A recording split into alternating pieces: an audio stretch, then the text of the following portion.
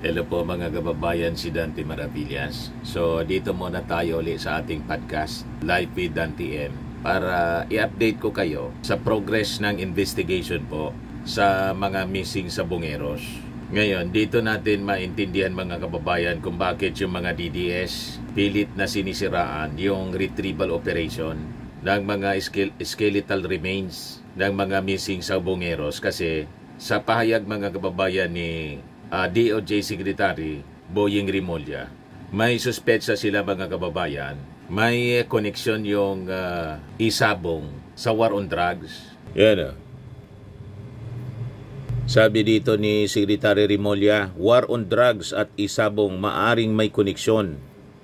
Ito yung report ng Bombo Radio Philippines. Inihayag ng kalihim ng Department of Justice na si Secretary Jesus Crispin Rimulya na posibleng may kaugnayan ng drug war sa isabong. Ito mismo yung ibinahagi ni Justice Secretary Rimulya kasunod ng siya ay matanong hinggil sa umano'y koneksyon ng war on drugs at kasalukuyang isyo sa isabong. So nakita ninyo bakit po pilit na sinisiraan ng mga trolls at mga DDS ang isyo sa isabong investigation. Lalo itong ginagawa po, pinapalabas nila na yung retrieval operation, yung mga nare-recover po na mga buto, plante daw. Sabagay, hindi po malayo mga kababayan, kasi di ba yung war on drugs ng previous administration, may kwan po yon, may reward money na binibigay po. Malamang other than yung Pogo, isa sa mga sources possibly ng reward money, pondo para sa reward money sa war on drugs po, baka galing din sa isabong. And because of that, tinimbrihan na ng mastermind yung mga kasabwat dito. Itong mga DDS na dapatan niya, siraan na ninyo ng siraan ang ginagawang investigasyon at retrieval operation para yung ating mga mamamayan malito kung ano yung paniniwalaan. Di ba? So that is a very big possibility. Kaya sabi ko, bakit kaya ganon? Nagiging very defensive yung mga DDS. Di ba na dapat na normal nilang reaction, matuwa? Kasi seryoso yung ginagawa ng ating mga authorities ngayon na mabigyan ng hustisya ang pamilya ng mga missing sa Bungeros. Pero ang linya ng mga propaganda nila mga kababayan ay parihas ng linya ng propaganda sa war on drugs, sa AJ case. Ito, pakinggan ninyo po yung interview kay Boying Rimulya. Nagkaroon na intersection ng mga kaso ito. In an arrest made in Valenzuela, May Kawayan, where drug suspects who were arrested were also intertwined with the isabong.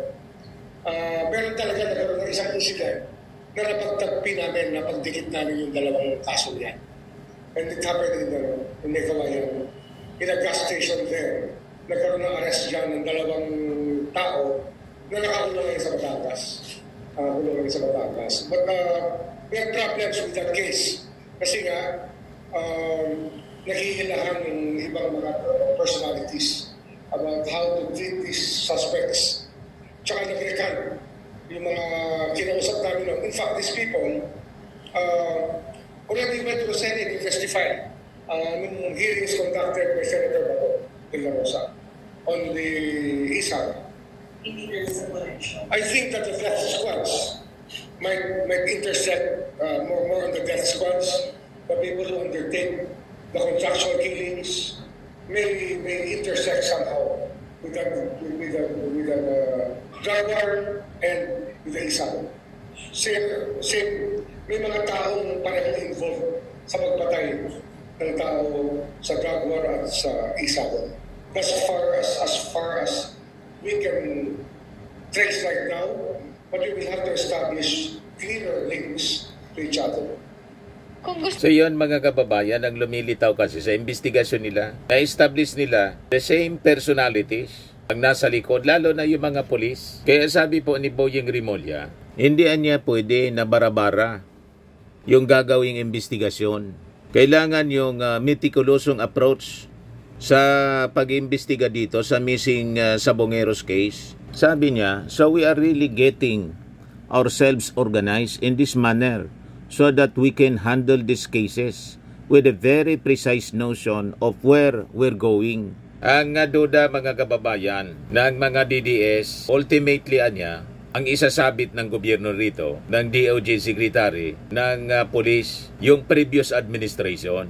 Ituturo na naman anya si Digong. Hintayin muna po ninyo. Unang-una, may interview si Digong noong 2022. Ang sabi mismo ni Digong, hindi na niya, mahirap pa niyang makita yung mga sabongeros, missing sabongeros, kasi malamangan niya, sinunog na. Sinunog nga. Bakit niya nahulaan? Di ba? Yan yung report nung May 2, 2022. Kaya di makita, bangkay. 30 ang missing sabongero, sinunog, sabi ni Digong. So bakit niya alam, bakit niya nahulaan? Kasi nang makita yung mga buto na nakalagay sa sako at tinulog mga kababayan sa Taal, sunog nga po yung mga buto, naging mga uling na po.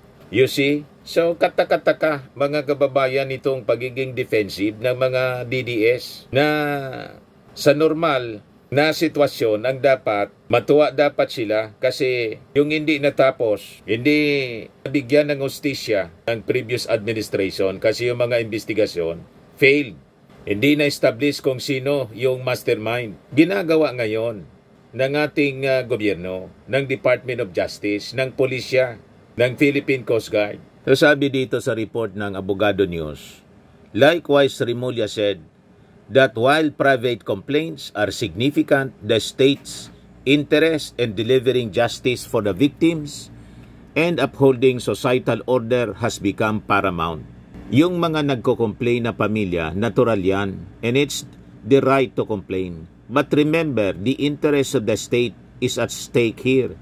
Sabi po ni Remulla, hindi lang ito nagre-rely sa mga tao ang nagrereklamo. Ito'y interes ng buong sambayanan. He further elaborated that allowing a system where individuals can arbitrarily decide who lives or dies would undermine societal order. That is why, the state is the interested party here.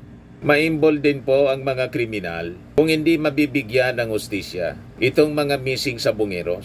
Just like the extrajudicial killings that happened during the previous administration, kung hindi mabibigyan ng hustisya yon, it will become a bad precedent. Yung mga susunod na leaders natin na may katulad na pag-iisip, maitim ang budhi, may criminal tendency, hindi sila matatakot kasi hindi na panagot.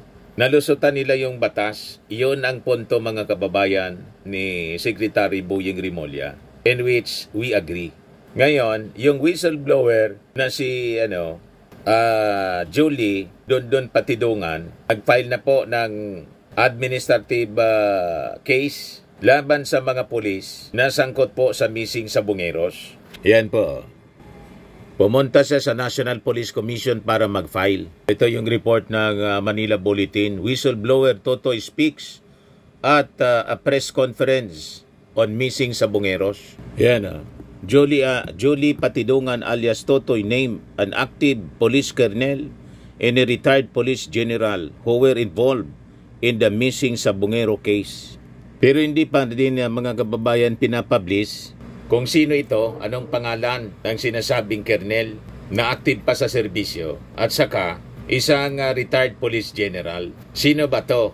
Siguro sa Napolcom, mayroon sila, kaya lang hindi po nire-release. Confidential muna. Although siyempre, kung sino man itong police colonel na active, saka retired general ng PNP, alam na niya kung sino yung tinutukoy ni Julie Patidungan. Malamang magkakakilala sila. Di ba po mga kababayan? So abangan na lang natin yung mga revelasyon sa mga susunod na araw. Halimbawa, i-release na ng mga authorities natin kung sino yung sinasabi ng mga sangkot na police, colonel, and retired general.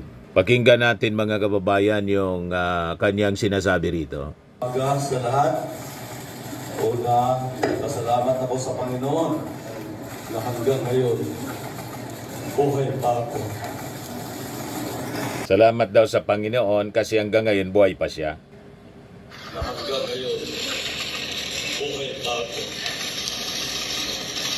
Salamat sa mga kamag-anak na nandito. Umiiyak siya. Lalo na sa social media, sa ating mahal na Pangulo, sa HOJ, President Remulla Sir, sa ating PPG, na siya ang nagpanagas loob para ako lumantad. Dahil alam ko, siya lang yung tao na hindi kayang bayaran ni Mr. Atong Ang. So pinapangalanan niya yung alleged mastermind si Atong Ang. Hihingi ako sa inyo ng pasensya at hindi ako magtagal dito dahil alam ko ang mga demonyo katulad ni Mr. Atong Ang, may mga tao na siyang pinapasundan ako. Mayroong isang kernel dyan na kumuha ng 12 kong cellphone at isang tag at isang passport ko. Mamaya ko sasabihin ang pangalan pag nakapag-file na ako. Ito lang masasabi ko sa iyo, Mr. Atong Ang. Hindi mo ako kayang bayaran ng pera mo. Ubusin mo yan, kagagastos, lahat ng koneksyon mo. Pero ito ang masakit para sa akin dahil hindi ako maglakas loob ng ganito kung hindi mo uubusin buong pamilya mo. Pangalawa, Binantaan kasi yung buong pamilya, kaya tumapang na siya, do or die na siya. itong mga kamag-anak nitong missing sa Bungero. Sana doon sa Taalig may magpasitit na kamag-anak nila para mabigyan na ng justisya. Ito naman yung mga pamilya, mga kababayan, na mahigit pa ang pinatay pamilya mo. ng mga sabongeros. Bakit nagawa mo yun? Isa kang demonyo na may sungay. Hindi ka na naawa, napakalupit mo. Birdugo ka talaga. Grabe, ang ginawa mong brutal na pagpatay sa mga mahal namin sa buhay.